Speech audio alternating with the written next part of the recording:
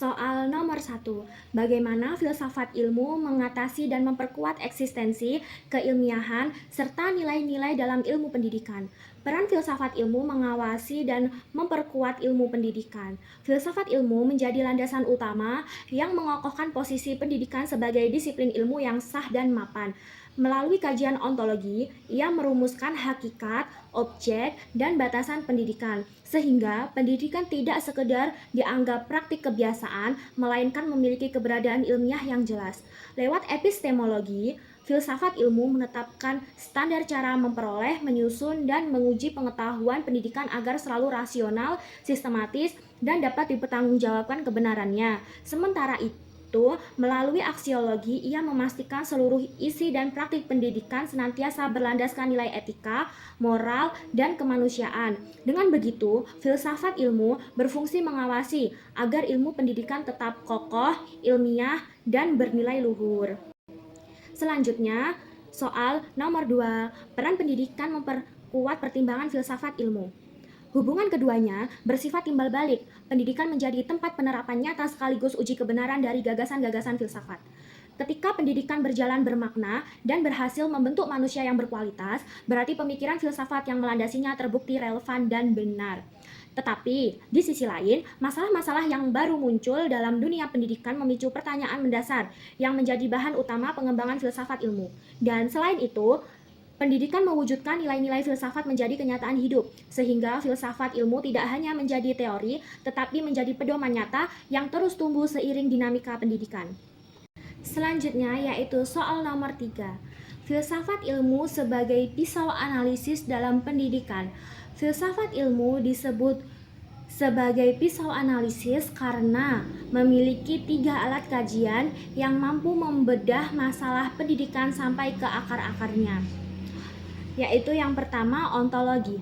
Meneliti hakikat masalah, misalnya memahami apa hakikat belajar dan hakikat anak, sehingga kita tidak hanya melihat gejala luarnya saja, tetapi inti dari persoalannya.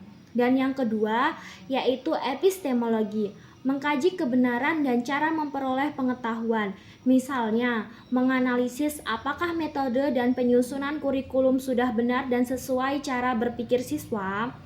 Dan yang terakhir yaitu aksiologi, menilai nilai dan tujuan. Misal, nilai-nilai dan tujuan.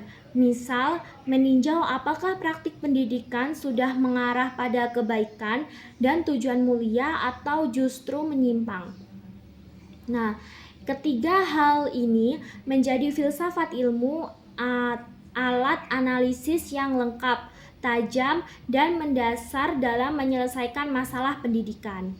Soal nomor 4, contoh penerapan dalam praktik pendidikan.